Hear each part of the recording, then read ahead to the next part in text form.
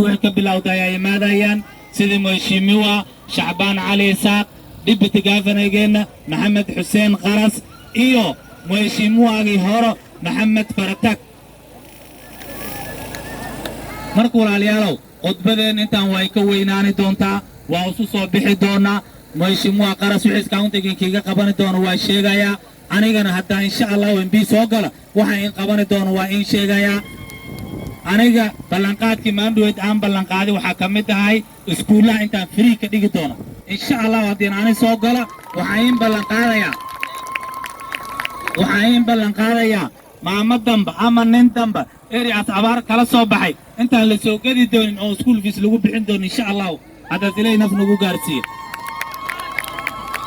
marka walaalayaalow taas ogtihiin waqtiga uu sii gaabanaya dad badan oo odayaal ayaa nala socdeen oo meeshan ku aragteen Haji Sanjax waa aragteen Haji Baqay waa aragteen macallinka waa aragteen waxa socdi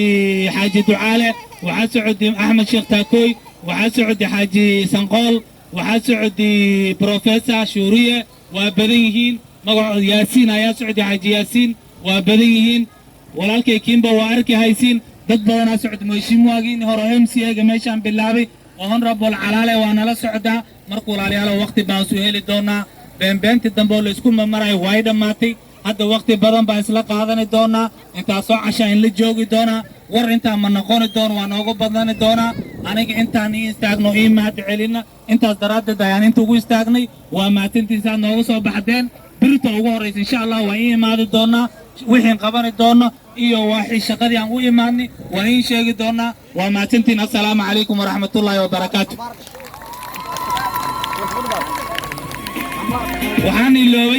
waxaan ilooy meeshan MCL badan baa nala socdaan ka soo bilaabatay Labixiya waxaan nala joogo mheshimiwa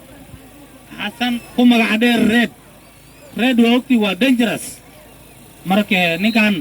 asagana waxa ku jira Azimiyo xisbigiisa waxa la dhahaa UPA waxa kale joogo mheshimiwa Warraq waa ogtihiin kansalaska ahay Lafay waa ogtihiin waxa kale inta joogo mheshimiwa Yusuf Cabay oo asagana Lafay ka taagan ayaa joogo waxaan kulli howlaan way kala cadaani doonaan intaan ka tagin alluungu waa ogtiin hore leen kuugu sheegay MCA waabkana saabana soo dhaweeyba markuu walaalayaalow anaka dawladayna kulli ka soo bilaabatay ilaa gaafar ageena Xasan Nuur Xasan ku geysatay ilaa MCAs waa intan gaasayni doonaa waa sheegi doonaa intaan la joogno ward kastana waa la tagi doonaa